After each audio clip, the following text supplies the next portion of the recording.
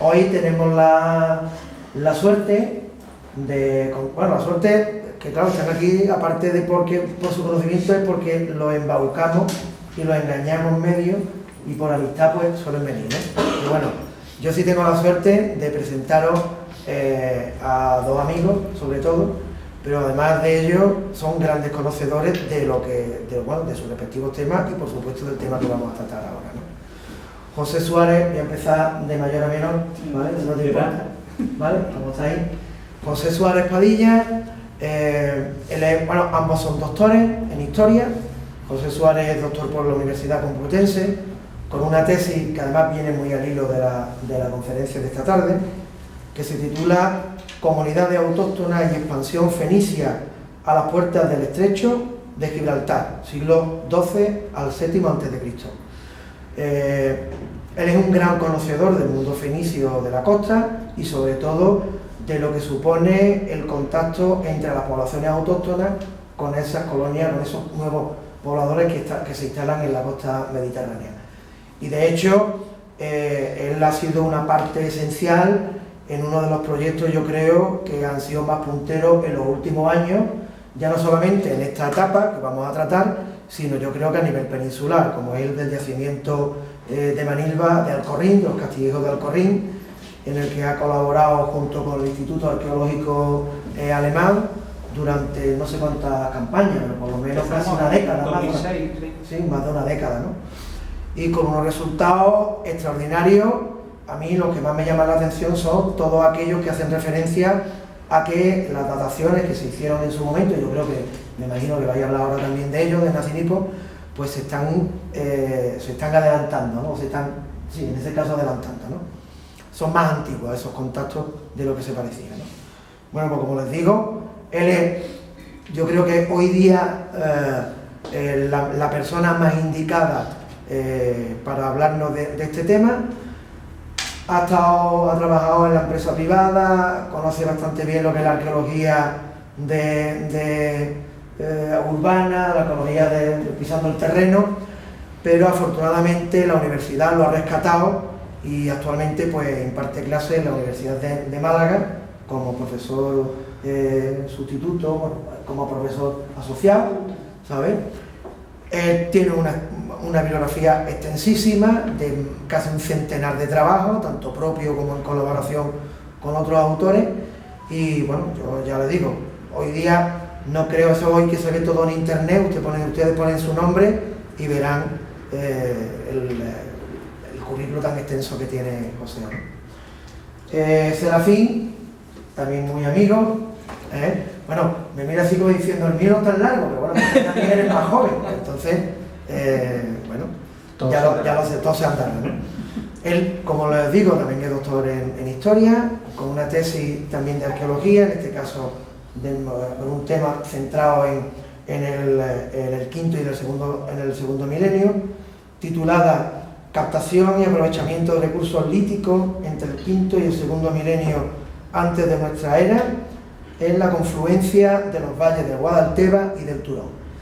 Especialista en material lítico, pero felizmente cada vez más reconvertido en el mundo del megalitismo, sobre todo en esta zona, y con la esperanza de que por esos vínculos que mantiene, por la cercanía, por el de Huevas del Becerro, con Ronda, pues también junto con José Suárez se centren un poco en desarrollar la investigación en la prehistoria y en la prehistoria reciente, de la que ya se hizo bastante en la década de los 80, pero que ha quedado un poco en stand-by, ¿no? Él tiene también una gran cantidad de trabajos, de publicaciones científicas, colabora además, es miembro también bastante activo del proyecto de investigación que está centrando su trabajo en la Cueva de las Palomas, del municipio cercano de Tebas, que están dando unos resultados bastante buenos, pero relacionados sobre todo con el mundo del hombre de Neandertal, ¿vale? Bajo la dirección de José Ramos, que es catedrático de Arqueología de la Universidad de Cádiz, y bueno, su vínculo también con Ronda pues fue un poco por la vinculación que había con el proyecto de investigación que había aquí, un poco que ha sido el padre de todos nosotros, y bueno, ya un poco, yo si acaso he sido hijo y tú ya eres nieto, ¿vale? De ese tema. Bueno, como les digo, las dos personas yo creo que más indicadas para que bueno, nos ilustren sobre el tema que nos trae esta noche, ¿no? Así que yo ya me callo y os doy paso a vosotros.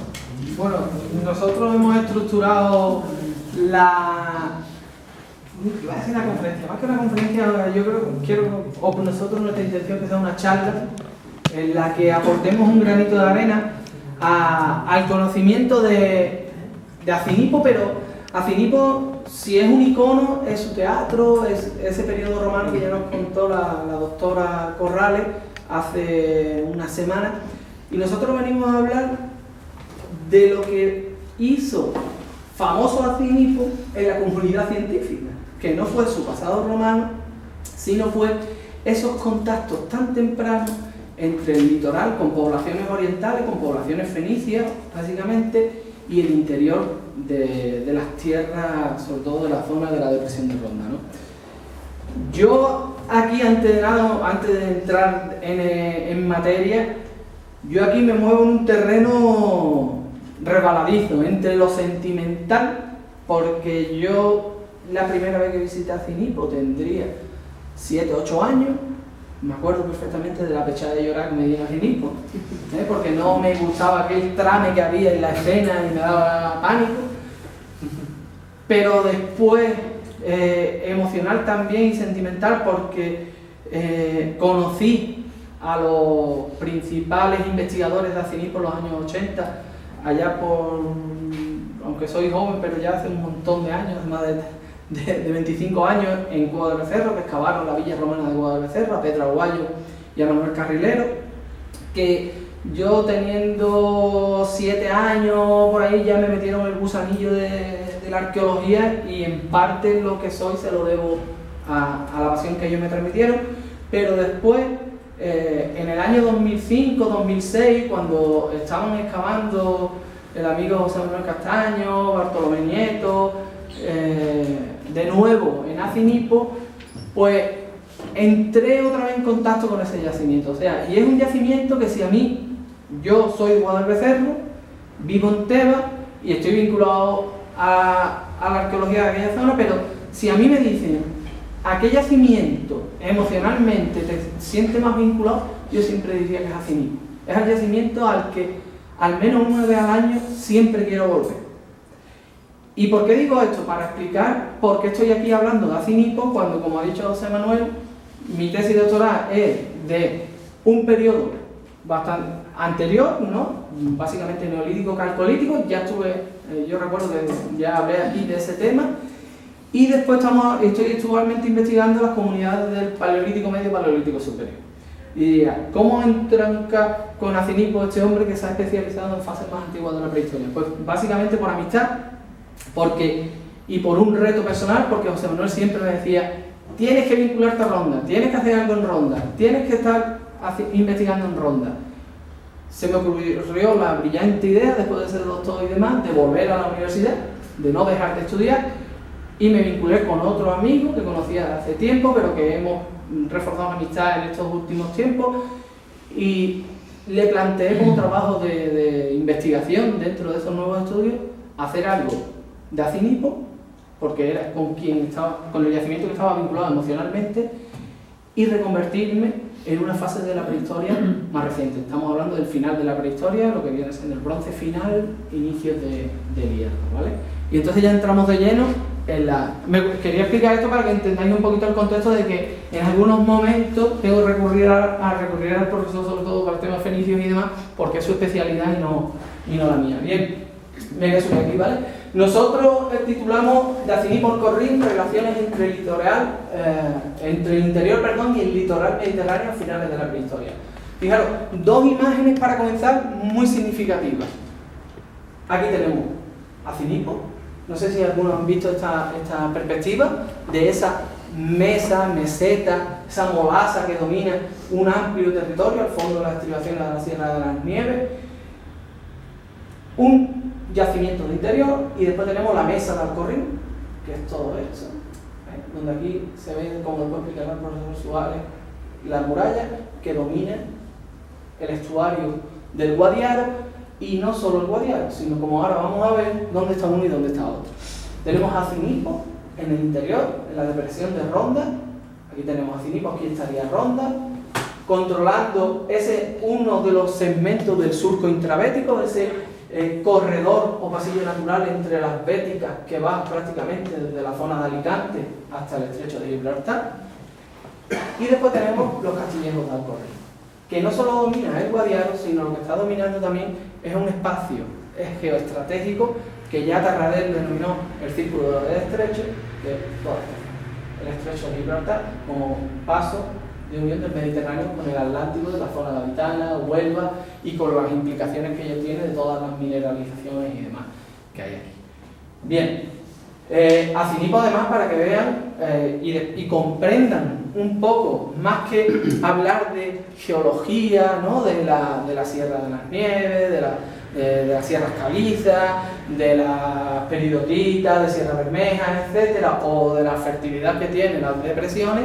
Lo que a mí me interesa con este mapa es que comprendan dónde está Cinipo y qué relación no solo tiene con el litoral, sino también con el interior, con el valle del Guadalquivir, un foco donde hay yacimientos muy relevantes para estos contextos históricos, para el bronce final y el hierro, pero también esa relación que tiene con la depresión de Antequera y todo el pasillo que lleva hasta la bahía de Málaga.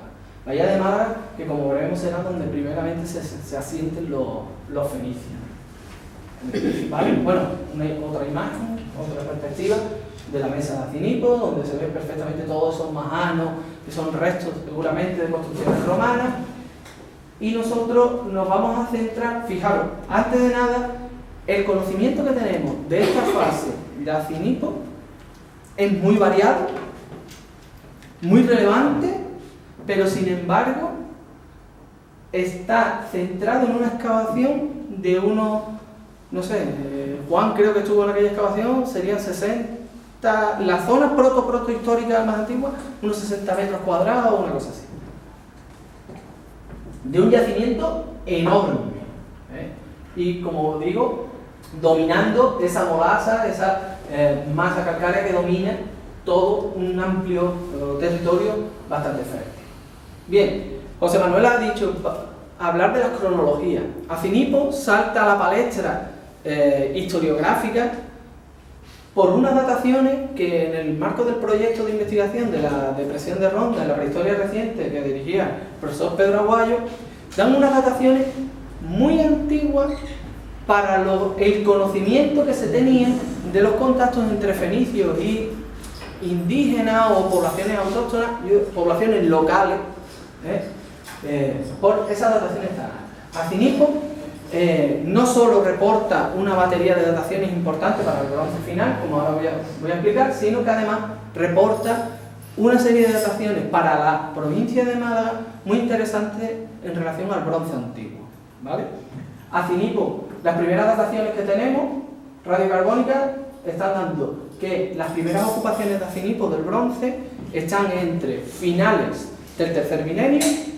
Sabemos que hay, como ahora pondré, una fase campaniforme, finales del tercer milenio, y digamos que esa primera ocupación de cabañas del bronce que ahora vamos a ver, culminaría, más que esta fecha, se vendría prácticamente casi, si no que me corriera procesuales, en torno al 1800 más bien, ¿vale? El problema de las dataciones que tiene Cinipo es que muchos de los intervalos que da de calibración, digamos que el carbono 14, cuando se toma una muestra, generalmente además todas estas muestras vienen de carbones, que tienen un problema, que es que los carbones, cuando tú datas una madera, el carbón viene de la madera puede tener efectos, puede haber tenido una vida más prolongada de lo que te va a dar la datación. No sé si me explico aquí. Es decir, cuando tomas una muestra de un carbón, a ti te da una fecha, pero la madera puede haber sido cortada mucho antes, ¿vale? Te da un efecto de envejecimiento de las dataciones. El problema que tienen las dataciones de Cinipo es que dan unos intervalos muy amplios. Pero bueno, más o menos podemos decir que la primera fase de esas cabañas del bronce están bien datadas entre finales del tercer milenio y principios del segundo milenio, que sería lo que se conoce como Acinipo I. Materiales que no tenemos datados en Ronda, pero que sabemos que están en Ronda. En Ronda también hay una fase campaniforme, y la datación más antigua que hay sobre Ronda ciudad se va, si mal no recuerdo, al cuarto milenio, quinto milenio, cuarto milenio. Ahora no lo recuerdo perfectamente. Después de esa fase del bronce pleno o bronce antiguo, siguiendo una cronología que ha establecido el profesor Suárez para su tesis doctoral, que establece un bronce inicial, un bronce final, y después ya entramos en el hierro. Aquí yo he hablado de bronce pleno, pero es una fase que está muy poco definida. Después de esa ocupación muy clara del bronce, que ahora vamos a ver, está muy poco definida. Entra un bronce final que conocemos por materiales, que ahora vamos a ver todo esto, tranquilo, que ahora vamos a ver esos materiales que lo definen, que es la fase 3, fase 4A, que hablando una vez con Pedro Aguayo, que es el principal excavador de este yacimiento, me dijo que era una fase fantasma, que no estaba muy bien definida, no estaba muy bien registrada en esa secuencia estratigráfica que después veremos, y empiezan ya otra batería de dataciones que sitúan en un bronce final ya previo o en contacto con los fenicios entre finales, yo diría, esta datación de aquí habría que verla, la vamos a dejar en mi libro profesional, la vamos a dejar en stand-by. Yo me acogería más a esta del 820 y a esta de aquí del 817, 810, de Acinipo 4B, Ronda 5, porque este tramo de aquí son las dataciones problemáticas que generaron mucho ruido, porque son las secuencias donde aparecen ya los primeros materiales fenicios, materiales sobre todo cerámica a torno, que las primeras cerámicas a torno, como veremos, no están asociadas a las construcciones que todos vemos cuando vamos a Acinipo, a esas cabañas, sino a una fase previa, ¿vale? Pero que tenemos que verlo más tranquilo. Ahora mismo están en revisión. Y vendría aquí a finales del octavo, mejor dicho, en el séptimo, hay una serie de dataciones que Acinipo se abandona, o parece que se abandona, y digo parece porque lo que sí se abandona, o sabemos que se abandona, es donde se excavó, y aparece otro yacimiento, que es Silla del Moro, que está muy próximo, ¿vale? Hay autores, como Eduardo García, que explican todo esto en el contexto de una crisis o un colapso de un sistema, y en lo que se viene a denominar la crisis del siglo VI, y un aumento de la beligerancia y de conflictos en el territorio. Pero eso está por ver. ¿Por qué? Porque se ha excavado muy poco en Acinipo y no podemos saber si verdaderamente Acinipo se abandonó, como también se planteó para esta zona, en este momento de aquí, entre 1200, entre 1300, 1200, que parece que también fue abandonado. Después ya viene toda la fase que conocemos, de la fase ibérica y la fase romana, ¿no? Pero lo que interesa de esto, sobre todo, más que entrar de lleno en el análisis de las dataciones, es ver cómo la secuencia de Acinipo con la secuencia de Ronda son paralelas, son prácticamente, por así decirlo, y lo pongo entre comillas, simétricas. Es lo que encontramos en Acinipo, lo tenemos en Ronda. ¿Y por qué digo esto? Y porque para entender que los dos centros o los dos yacimientos están funcionando a la misma vez. No hay, por el momento que sepamos, una preponderancia de un yacimiento sobre otro, sino los dos están funcionando a la misma vez, ocupando territorios diferenciados.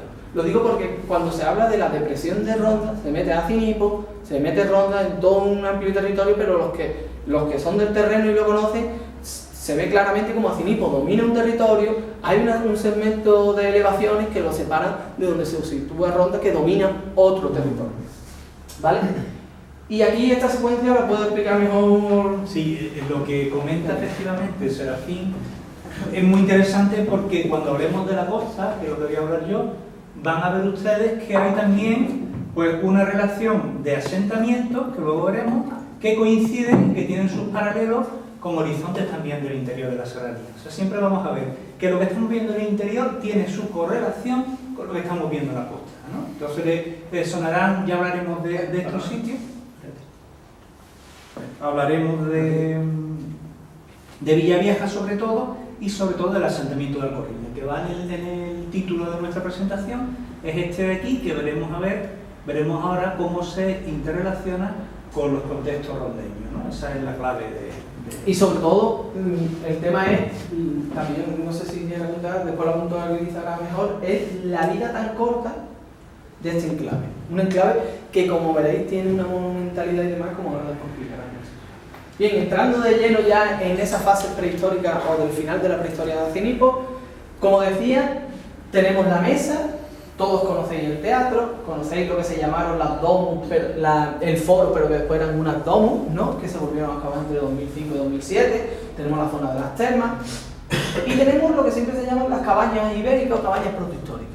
Pues nosotros, fijaros lo grande que es el yacimiento, vamos a hablar de esto. Lo que se conoce de Acinipo de esta fase es esto. Aquí veis, este fue el corte que se centró en la fase protohistórica. Tenemos aquí unas casas romanas, tenemos las cabañas circulares y yo las llamo cuadrangulares más que cuadradas porque tienen las esquinas achaflanadas y demás, que son del octavo, incluso puede haber algunos momentos de finales del noveno, de la segunda mitad del noveno, finales del noveno, y este corte es de donde se han extraído los registros más antiguos de Acinipo. ¿Y cuáles son esos registros más antiguos? Fijaros, entramos en una fase campaniforme, como decía, que es este pequeñito estrato de aquí, que ocupa un relleno de la propia roca geológica. Después tenemos el bronce, con una ocupación con cabañas.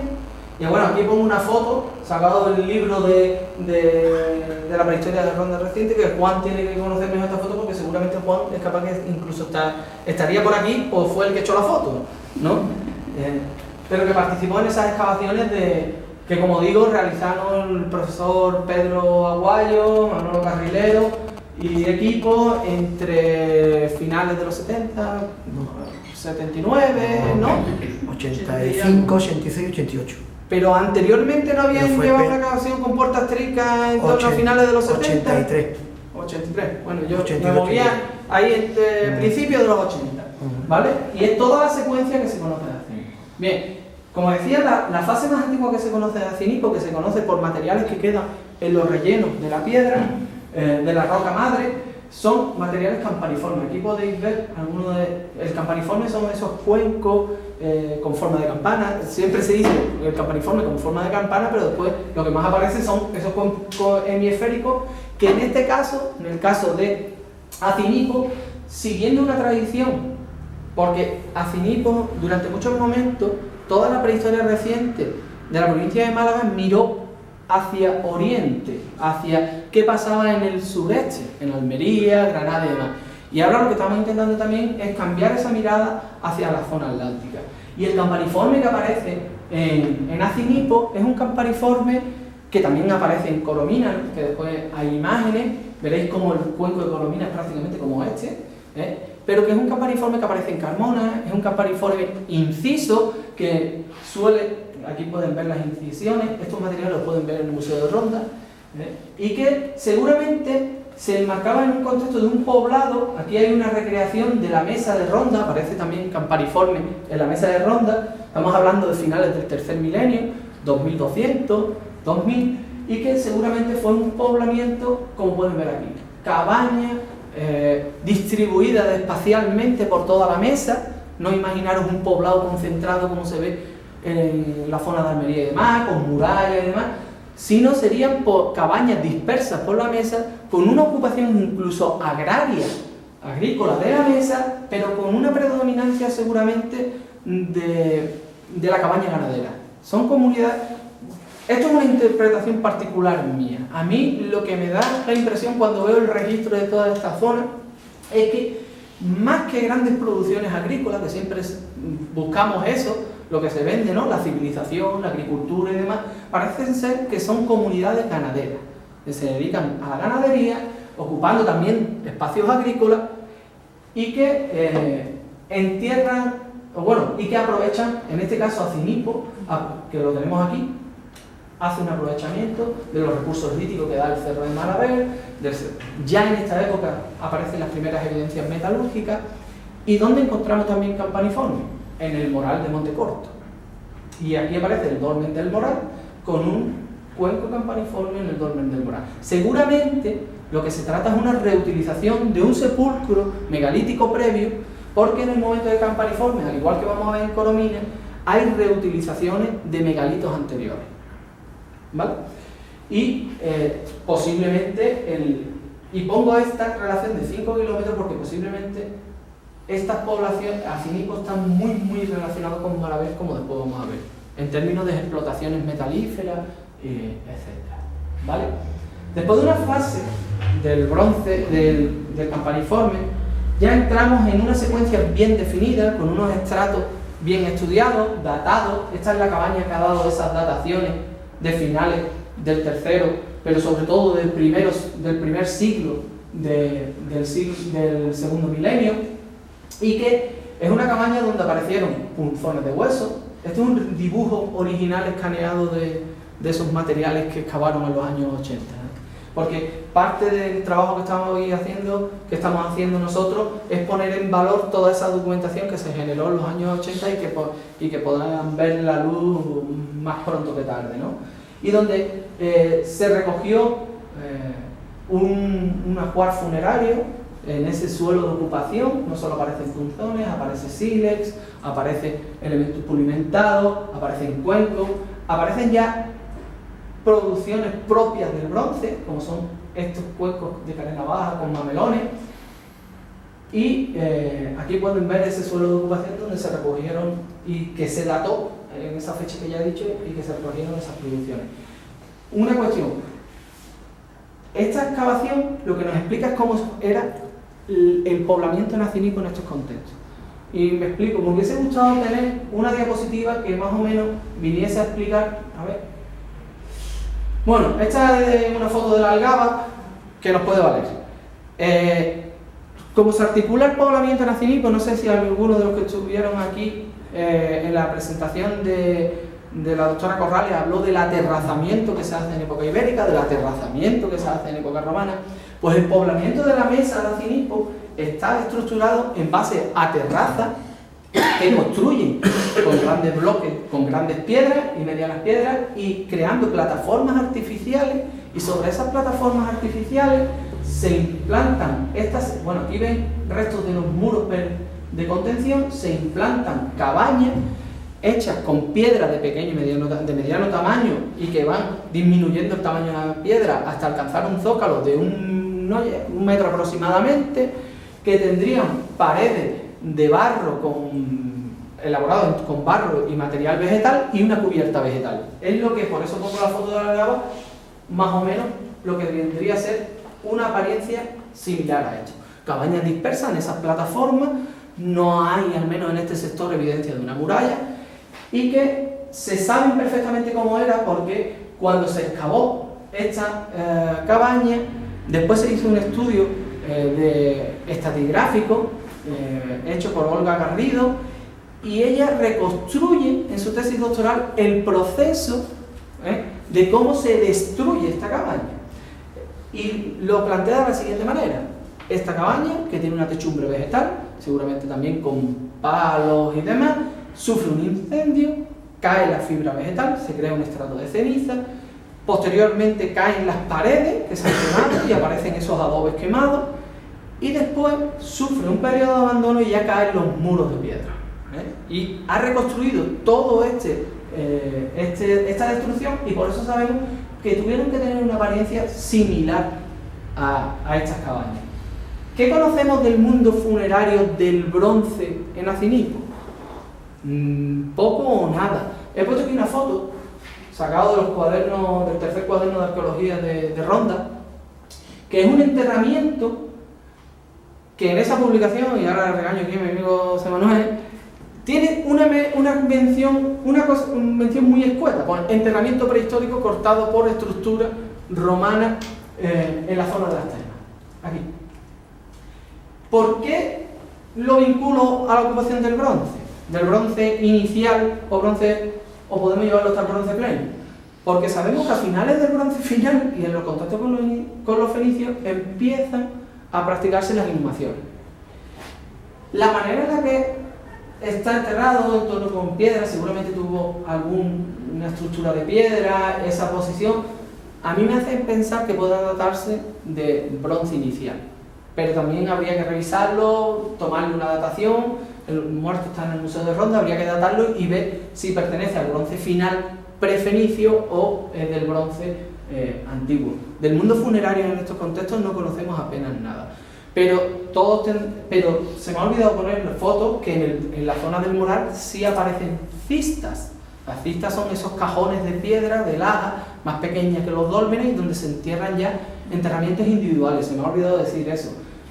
Es un enterramiento del bronce porque en el bronce se abandonan esos sepulcros colectivos y empiezan a enterrarse individuos de manera... Bueno, se enterran solos, individuos solos, aunque posteriormente la familia lo reutilizó, pero aparecen inhumaciones individuales. Bien, ¿en qué contexto territorial se enmarca Acinipo en el bronce? Acinipo no está solo. Sí tengo que decir que es de las mejores secuencias del bronce conocidas hasta el momento en la zona de Málaga. Pero también se conoce en la zona del Vélez este tipo de poblados como Capellanía, Peña del Hierro. Tenemos uno muy bien, que se conoce muy bien, que nos acabó la Universidad de Málaga, que también aparece esas terrazas artificiales y que seguramente tuvo cabañas, como Cerro de la Peluca, y que tuvo una necrópolis de cista como es el Lagar de las Ánimas.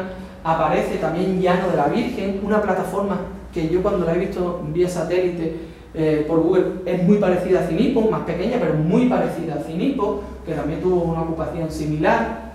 Desde el Campaniforme, de esta zona no voy a contar nada porque lo contará después el profesor Suárez. Que pase la imagen. No lo pase.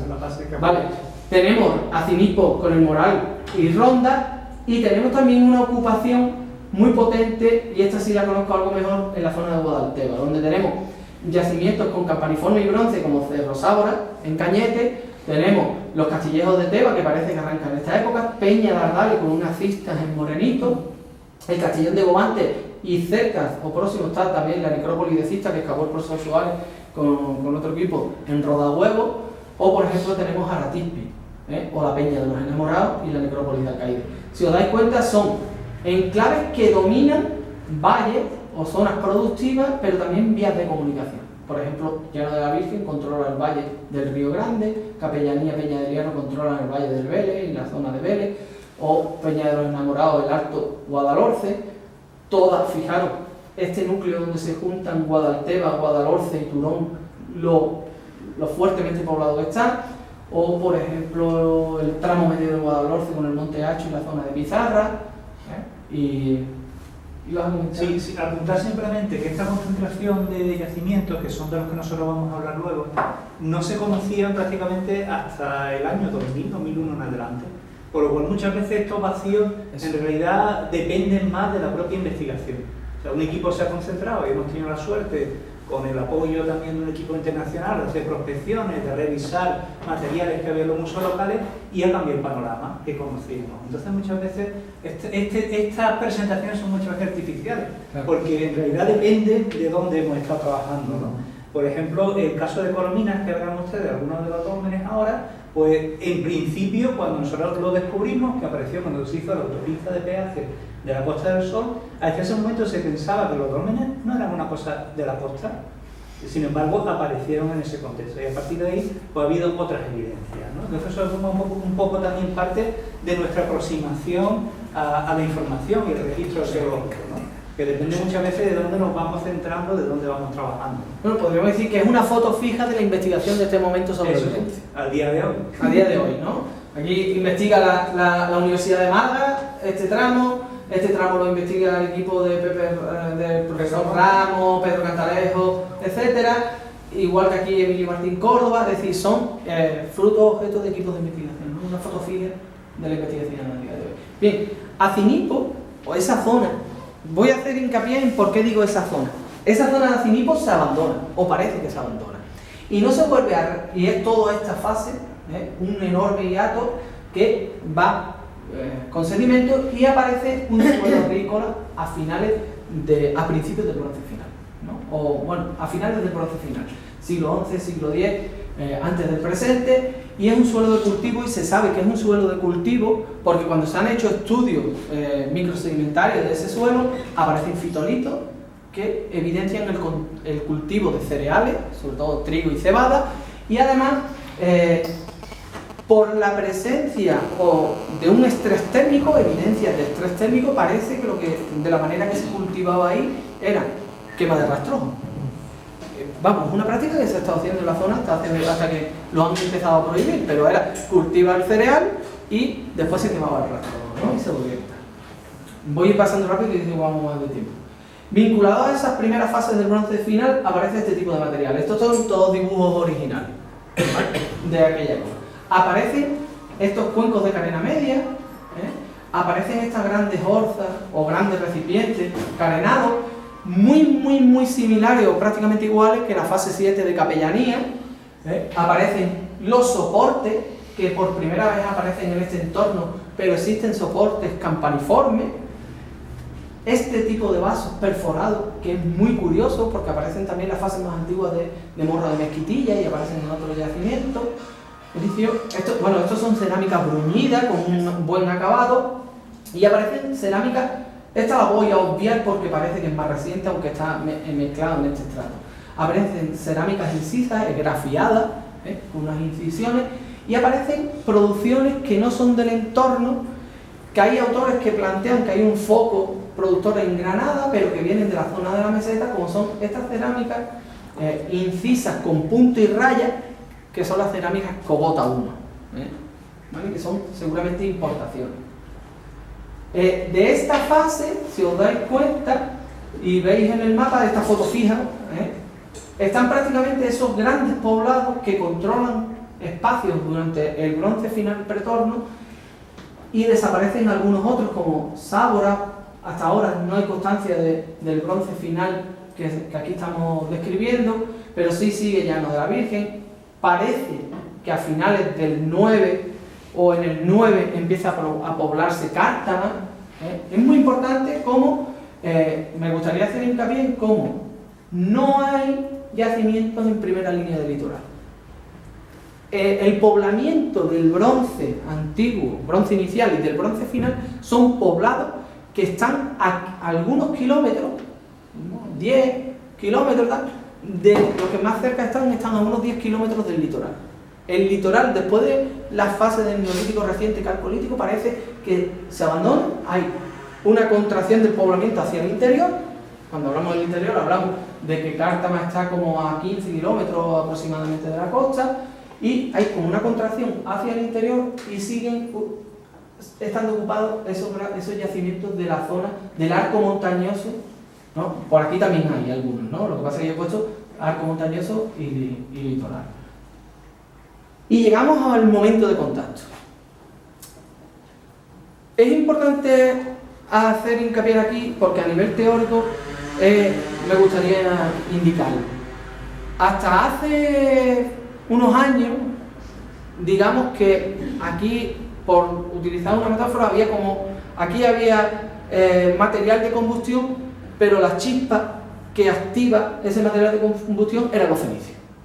Parece que las dinámicas, sin los fenicios, toda una serie de dinámicas sociales y de poblamiento y demás, eso no se hubiese activado, ¿no? Es lo que viene denominándose en Oriente Lux. Parece que todo llega de Oriente, y es Oriente quien canaliza y civiliza a todas las poblaciones locales.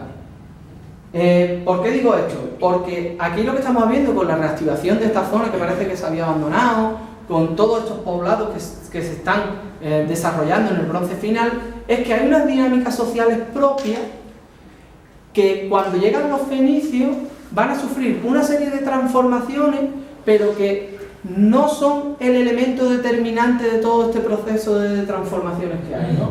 Y entonces en Acinipo, las primeras evidencias de contacto con los fenicios son una serie de estructuras negativas, seguramente cabañas, no ya construidas con zócalos de piedra, sino excavadas en el sustrato. En este nivel, en este suelo agrícola, aparecen evidencias de estructuras negativas, posiblemente cabañas y otro tipo de estructuras negativas como hoyos, que algunos denominan silos y demás, Y es en esos niveles aquí es donde entraban en choque esas dataciones, seguramente de la segunda mitad de mediados del siglo IX, cuando empiezan a aparecer junto a esas producciones, estos son la digitalización de todos esos dibujos que estamos recopilando de los años 80. Junto a esas producciones que ya vienen del bronce final, de una tradición muy local, donde hay una tradición local que está presente, con las cerámicas esgrafiadas, etc., empiezan a aparecer las primeras producciones fenicias. Esto es un gráfico extraído de una tesis doctoral sobre Acinipo y el yacimiento del Cerro de los Infantes de Pinos Puente, de Claudia Sana, que este es el nivel que estamos hablando ahora, donde tenemos la cerámica modelada, la cerámica a mano, y aparece un porcentaje de cerámica a torno, las primeras producciones fenicias, platos de engobe, sobre todo lo que yo he estado viendo en la tesis de Claudia, lo que hay son cuencos pintados con engobe rojo, etc. Y todo parece indicar, o bueno, lo que está publicado es que no alcanza el 1% de la cerámica a torno en estos contextos de los primeros momentos donde interactúan fenicios y poblaciones locales, ¿vale? Y estas son las primeras producciones vinculadas a ese nivel 7-8 de la fase 3, fase 4 de contacto de mediados del 9, ¿no? Donde aparecen, y aquí estas producciones las puede explicar mejor el profesor Suárez que yo, cuáles son, pero son la cerámica gris y cerámica, los cuencos y demás, sobre todo la cerámica gris. Aquí hay un debate, o parece que es que utilizan el torno para, por entre comillas, copiar formatos que las poblaciones locales ya venían fabricando a mano. Es al gusto local, adaptar en torno cerámicas de consumo al gusto local, ¿vale? En ese sentido sí es muy interesante saber que no se conocía, las sociedades locales no conocen el torno de alfarero. Eso que no. Entonces, precisamente a partir de que los fenicios están ya en el sur de la península, esa tecnología, hay una transferencia y se incorpora. Pero lo interesante es que lo que nos encontramos es que tienen la tecnología y están elaborando objetos a torno, pero que las formas siguen recordando a la que estaban haciendo en la cerámica a mano. O sea, esa es la clave para entender un poco la continuidad que hay, a pesar de que se están incorporando elementos orientales, ¿no? Y esa es una clave que nos vamos a encontrar en todo nuestro discurso. Es una clave recurrente de esa tradición local que se va a perpetuar y cómo va a adaptar elementos o innovaciones técnicas como es el torno. Bueno, los primeros asentamientos fenicios, la datación más antigua fenicia que hay en el litoral malagueño, lo presenta el yacimiento de la Rabanadilla, que yo tuve la suerte de excavar en 2007-2008, y que da una cronología en torno al 850 a.C. Es la datación más antigua, junto con algunas dataciones algo más dudosas de Morro de Mezquitilla, en la zona de Vélez, pero lo que evidencian es que los fenicios llegan al litoral malagueño, que lo estamos viendo que también están llegando a la zona de Huelva, en torno al 850 a.C. Aquí, bueno, los fenicios, no sé si hace falta explicar, que proceden de la zona del Líbano, especialmente las colonias que hay en el litoral malagueño son colonias tirias.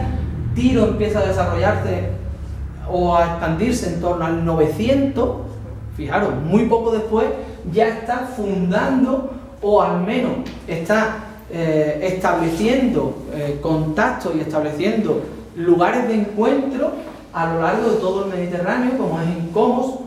Muy importante porque veremos que los primeros edificios fenicios de la Rabanadilla están relacionados con las formas o esos santuarios, tipos santuarios que se ponen en Comos, pero también aparecen en Útica, que el profesor Bartolomé Mora de la Universidad de Málaga forma parte de un equipo de investigación que está excavando en Útica y que presenta contextos prácticamente iguales que los de Rabanadilla en el litoral malagueño o Huelva, pero para que vean cómo hay una ocupación o cómo hay un establecimiento de enclaves fenicios que van a entrar en contacto con esas poblaciones locales y que al litoral malagueño llegan aquí, a la Rabanadilla. Tendría que haber puesto una imagen de la desembocadura del Guadalhorce, porque esa desembocadura del Guadalhorce hoy día cruzamos para ir a Plaza Mayor o para ir no sé, a Ikea, cruzamos el río Guadalhorce, pero esa desembocadura fue muy diferente porque fue un estuario mucho más abierto, donde generaba islas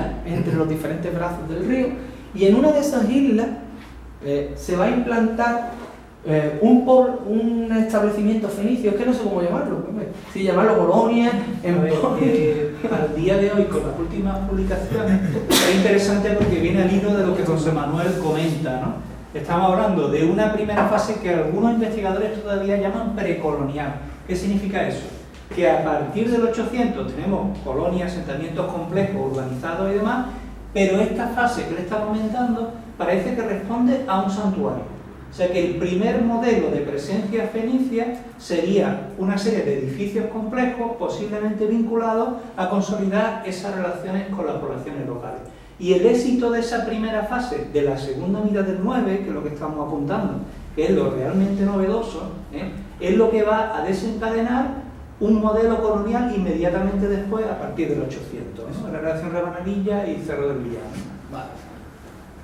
Y de esa fase de finales del siglo IX, primero del octavo, ¿qué tenemos? Pues tenemos este conjunto de cabañas, que son las que se ve cuando uno va allí, a Cinipo, son las que ve nada más entrar a mano derecha, de las cuales las primeras son estas dos cabañas que están construidas con esos zócalos de piedra, que tendrían un alzado de adobe con una cubierta vegetal, como recrea aquí. Una innovación respecto a las anteriores es la incorporación de estos porches empedrados, que recuerdan mucho a elementos constructivos que van a aparecer en Alcorrín o aparecen en otros yacimientos como el Cerro de la Era en Benalmádena, y que pueden responder a patrones que vienen de o externos o no sé cómo decirlo, ¿no? Ahora pero que ese tipo de cabañas circulares son comunes en el territorio. Por ejemplo, en el Valle del Guadalteba se ha constatado la existencia de esas cabañas en la zona de las Huertas de Peñarrubia, donde aparecen a finales del octavo también esas cabañas circulares que van a sufrir procesos de transformación cuando posteriormente se implanten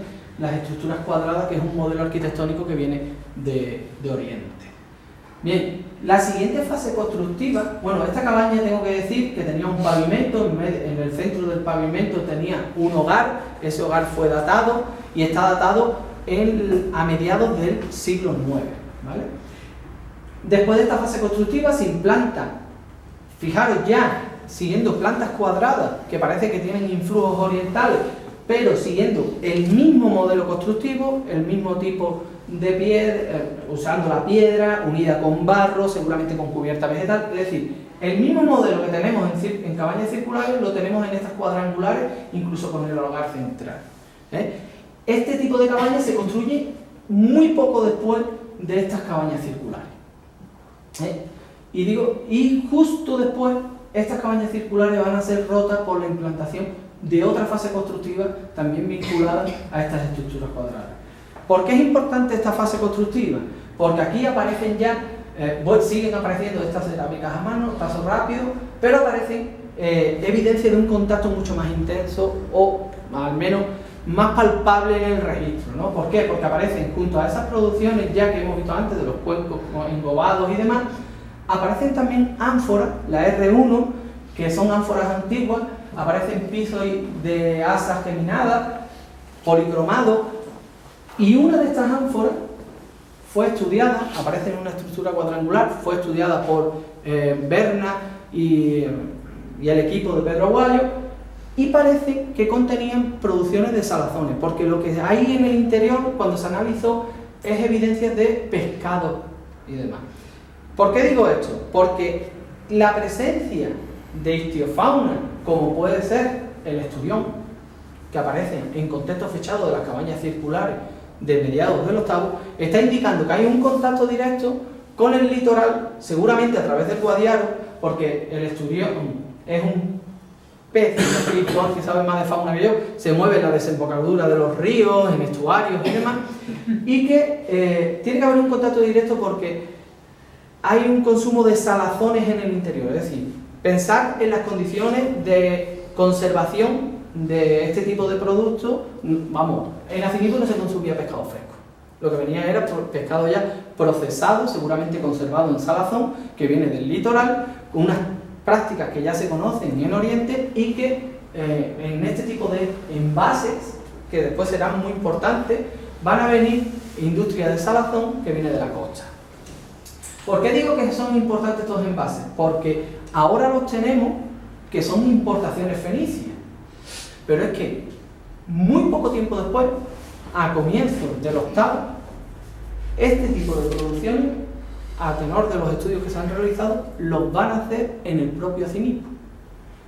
Implementan el torno en el poblado y van a hacer modelos de cerámica fenicia con arcillas locales en Acinipo. Aquí entraríamos en un debate teórico que no es el caso, pero probablemente estemos hablando que tanto para la cerámica y la implementación del torno como posteriormente a la metalurgia, es que hay profesionales, por llamarlo de alguna manera, que se trasladan hacia el interior transmitiendo ese conocimiento, ese saber hacer, y a las comunidades locales. Bueno, me lo voy a saltar porque aquí lo que viene a decir y viene a expresar, que lo hablaba antes con Juan, es la degradación del medio que se produce a finales del Bronce final.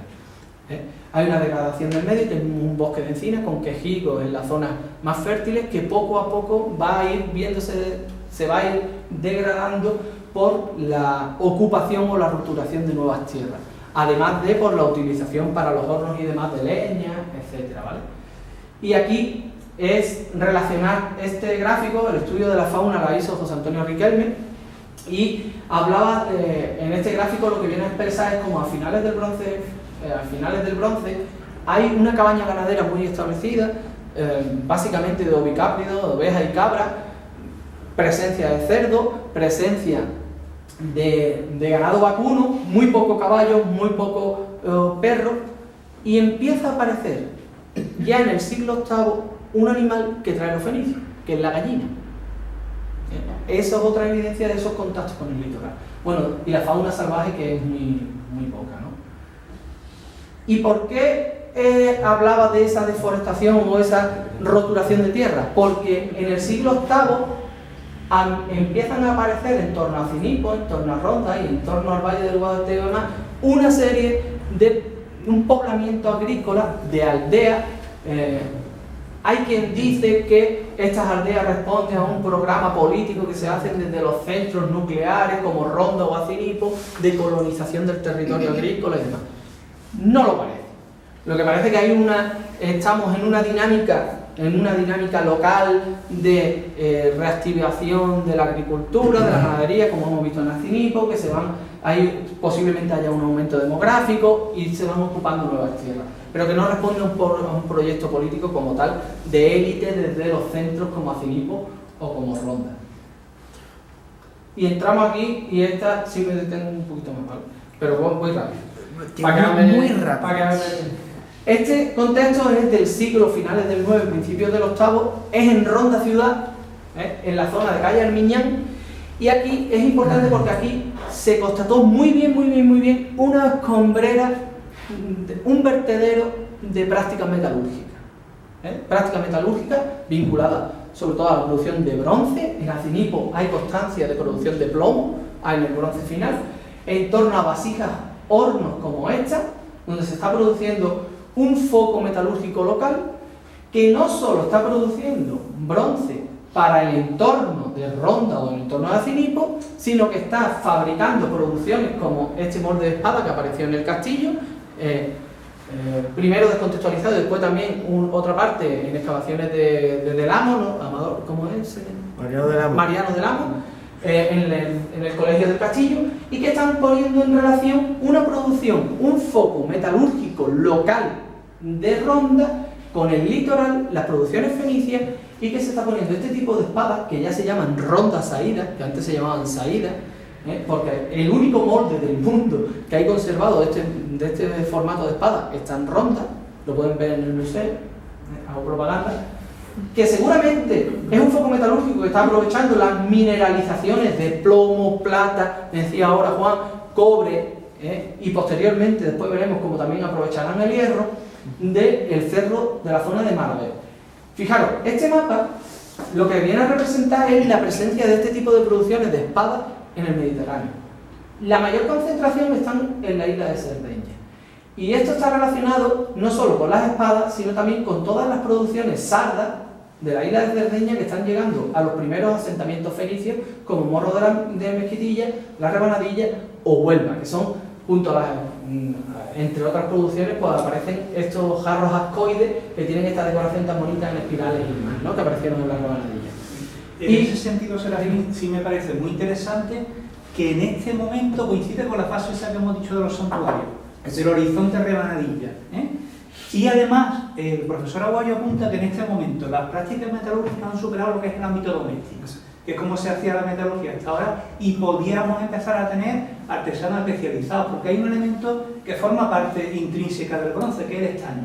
Y el estaño no hay en la comarca, por lo cual a esas producciones locales le tienen que incorporar expresamente estaño, que se incorpora a estas producciones que se hacen en Ronda, que se distribuyen en este contexto, además de la segunda mitad del siglo IX, en esa fase de los santuarios que estamos diciendo, y que se reincorporan posiblemente a los circuitos fenicios, y son los fenicios los que a su vez la están incorporando en sus circuitos por el resto del Mediterráneo. O sea, esa es una clave que aquí en Ronda, como estamos ahora, me parece interesantísima que conozcan ustedes, ¿no? Y esa segunda mitad del siglo IX viene muy bien definida porque, si bien el molde de Ronda no está muy bien datado, sin embargo sí en San Invenia, en Cerdeña, una espada en un depósito está perfectamente fechado, no solo por la datación radiocarbónica, sino por las cerámicas griegas en la mitad del siglo IX. Y bueno, y en esto ya estoy acabando mi parte. En la estela y espada del margen nos movemos en un contexto de intercambio entre el litoral y el interior, no solo en Ronda, sino también en la zona del margen, en la zona de Tebas, y que seguramente lo que estamos hablando es que en un primer momento son sociedades de casa, sociedades parentales, que mueven en el ámbito doméstico producciones subsistenciales, pero que poco a poco van a ir apareciendo unos grupos que se van distinguiendo, que van a terminar convirtiéndose en unas élites locales y que finalmente en el mundo ibérico dará lugar a jefaturas y a una sociedad de clase ya más definida, ¿no? Y bueno, este es, para que ahora dé el paso ya a profesor Suárez, es, digamos, las relaciones de dónde está Ronda, que hasta ahora se había presentado siempre como una periferia de Tarteso, pero sin embargo parece que tiene una identidad propia en relación con los núcleos del litoral, que no forma parte de ningún reino de Tarteso ni de una estructura estatal tartésica, sino que tiene una identidad propia y que conecta a través del Guadiaro con Alcorrín, pero a través del Guadalteo y del Turón y del Guadalhorce con la costa malagueña. Y ya aquí pueden verlo mejor, ¿no? Todos los triangulitos son yacimientos indígenas, los cuadrados son yacimientos de ámbito fenicio. Fijaros en estos yacimientos de ámbito fenicio porque aquí hay un gran golfo y donde hoy está Sevilla llegaría al mar. Y ya te dejo ir, si ya me he enrollado un poco. Bueno, yo voy a ser mucho más breve porque las claves, lo interesante es que ustedes tengan claro los contextos rondeños. Y ahora lo que vamos a hacer es irnos al sur de la serranía. Yo les voy a hablar concretamente de esta zona, lo que acabamos de ver, de este ámbito del sur de la serranía, conformado por Sierra Bermeja, la Sierra de la Utrera, Sierra Castellina, y donde tiene un papel protagonista hacia el interior, por un lado el Genal, y por otro lado el río Guadiaro, que son los que nos ponen en conexión con el ámbito rondeño. Destacar que por la propia geología de este ámbito también es una zona rica en mineralizaciones. Vamos a ver que esto también puede justificar uno de los intereses para que se generen los asentamientos que vamos a ver ahora, como el Corriente. Y en esta clave retomamos lo que acabamos de decir ya. ¿Cuál es el patrón de asentamiento de la edad del bronce? Pues lo que están viendo ustedes aquí son asentamientos de altura que controlan los caminos naturales, pero que no están en primera línea de costa, suelen estar en la cabecera de los ríos y de los arroyos más importantes, ¿no? Uno de ellos es Castillejo de Estepona. El asentamiento se distribuye entre la cima y la ladera de este sitio. Aquí ven ustedes cerámica muy parecida a la que acabamos de ver de aquí de la serranía. Hay siempre una identidad entre la relación de lo que podríamos llamar la cultura material, muy parecida entre el ámbito rondeño y el ámbito del sur de la serranía y de la costa concretamente. Y muy interesante porque esto es muy parecido a lo que han visto ustedes. Esto de aquí es un dolmen, un dolmen de Corominas, un sepulcro colectivo que en esta época se está reutilizando, igual que el que hemos visto, y esto concretamente de aquí es una inhumación que se hace sobre un antiguo dolmen. Son edificios ya con muros rectos, ¿no? Con muros ortogonales, con ángulos rectos y con distintas estancias.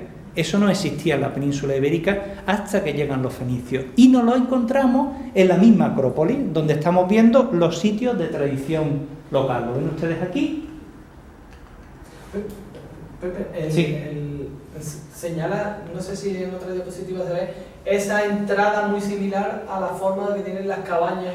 Lo vamos a ver ahora en detalle, ¿eh? Este porche trapezoidal, que es el que tienen también las cabañas de Acinipo y que no existe tampoco.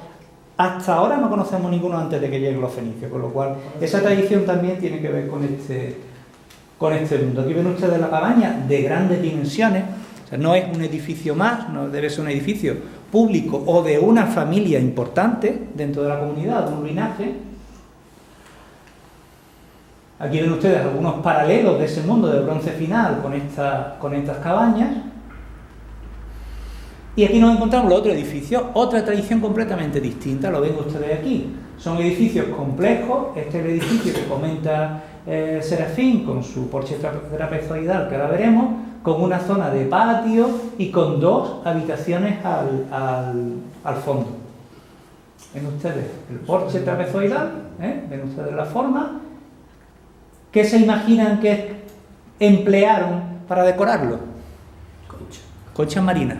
Son conchas marinas, como ven ustedes aquí, recogidas de la playa, pero no consumidas. O sea, sabemos que fueron a la playa y que las utilizaron para ponerlo en las puertas y quizás en las ventanas de los sitios. ¿Y saben ustedes por qué? Porque el mundo oriental tiene una tradición que dice que las conchas le protegen del mal. O sea, tienen lo que se llama carácter apotropaico. Y entonces se ponen en las puertas y en las ventanas para evitar que en estos edificios especiales pues haya ningún problema y que no vaya a tener ninguna posibilidad de que entre algo que consideren ellos negativo, ¿no?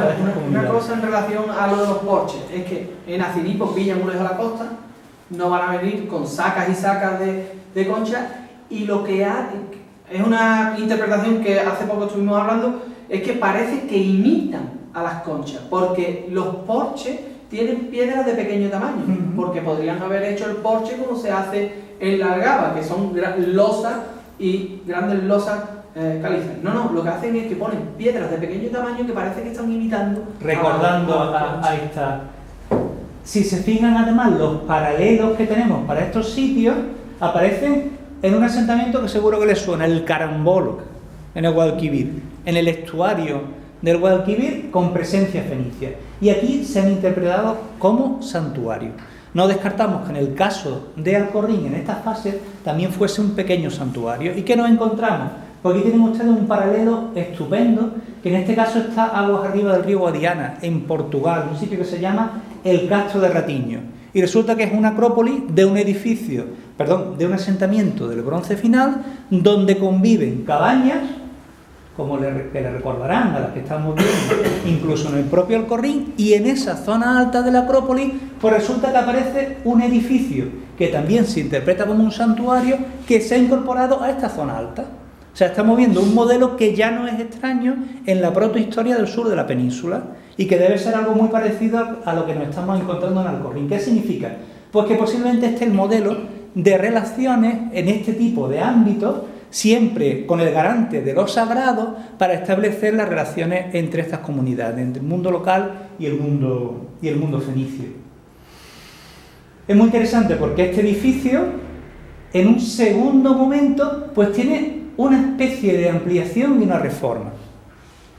Y es muy posible que lo que pueda ocurrir es que una de esas familias que estamos viendo, de esos linajes, pueda apropiarse del antiguo santuario en un segundo momento. Alcorrín hemos dicho que dura un siglo, pero posiblemente un par de generaciones después de que funcione esto, se puede dar este caso, de que se convierta en una especie, podemos llamarlo entre comillas, una especie de protopalacio, lo que nos encontramos después en el mundo ibérico.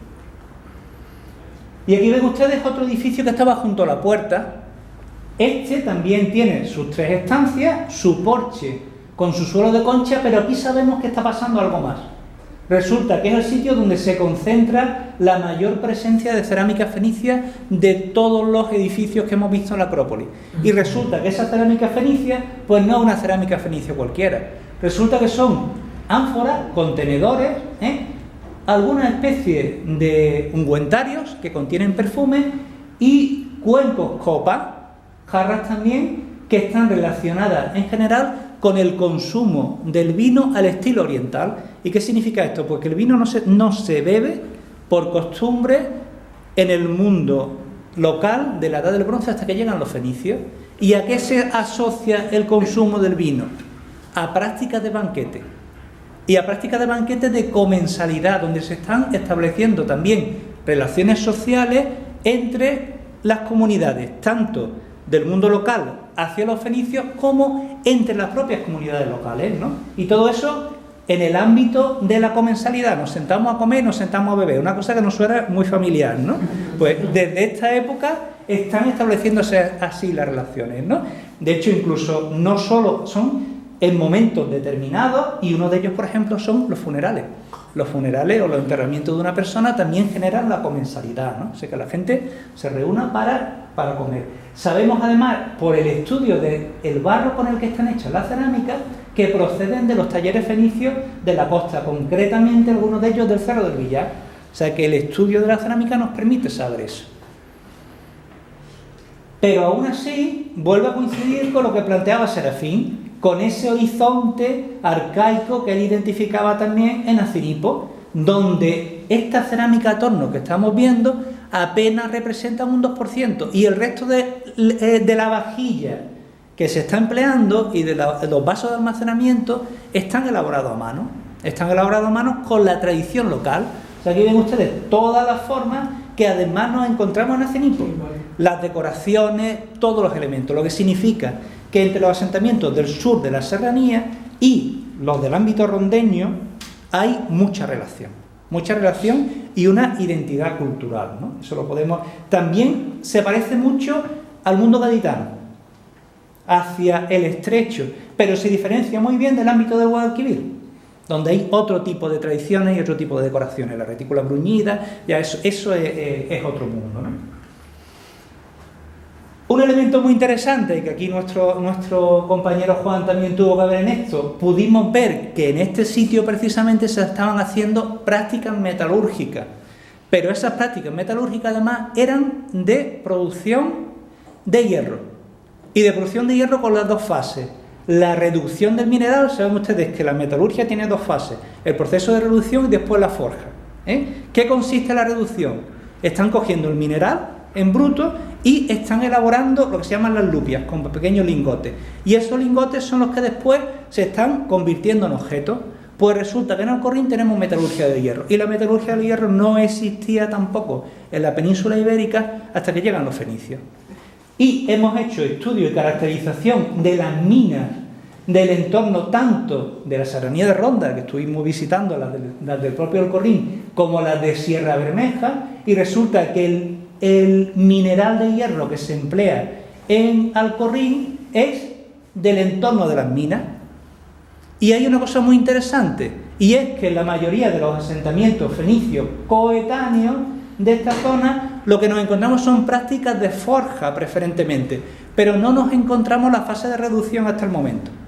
Con lo cual, este tipo de asentamientos que estamos viendo, asentamientos de iniciativa local del mundo del bronce final, pudieron ser donde las comunidades locales que conocían sus recursos incorporaron estos elementos, se procedía allí a la fase de reducción de un metal que en ese momento era estratégico, y esas lupias son posiblemente las que se están intercambiando también con los asentamientos fenicios, al punto que el rastro de lo que se llaman los estudios de los isótopos de plomo de las escorias de esta región del entorno de la Málaga Occidental, pues nos lo estamos encontrando en la zona alicantina, en sitios fenicios de la Fonteta. Con lo cual eso nos explica que estos contextos, la distribución de estos minerales en ese momento debió ser un recurso estratégico. Y eso en sí mismo puede ser una de las cosas que nos explique la emergencia del asentamiento de los castillejos de Alcorrín en este sitio cercano a los aprovechamientos mineros de Sierra Bermeja. Una cosa, Pepe. En Acinipo y en Ronda aparecen en esos contextos del octavo, aparecen evidencias de hierro, pero parece que el hierro en el interior no tiene un uso cotidiano como sí aparece en los yacimientos del litoral, sino que está más vinculado a objetos singulares, a objetos de prestigio, porque la metalurgia que se produce en esos contextos del interior, como yo ya he dicho, es sobre todo del bronce, que viene con una tradición bastante antigua y bastante local. Y eso que comenta Serafín es muy interesante porque es lo que hace pensar que la posibilidad de que se fabriquen este tipo de objetos se usan frecuentemente en los sitios fenicios, pero en los sitios de tradición local son muy raros, con lo cual pueden ser objetos exóticos y objetos de prestigio, con lo cual para los propios fenicios intercambiar estos objetos con las propias comunidades locales le puede resultar muy interesante, ¿no?, en su ámbito de relaciones de intercambio. Con esto terminamos. ¿Y terminamos por qué? Porque, como estamos insistiendo, como acabamos de comentar, esta coyuntura de Alcorrín dura en torno o poco más de 100 años. O sea, responde a la primera presencia fenicia en el ámbito del sur de la península y concretamente en el ámbito malagueño. Y resulta que a partir del 700 las cosas cambian.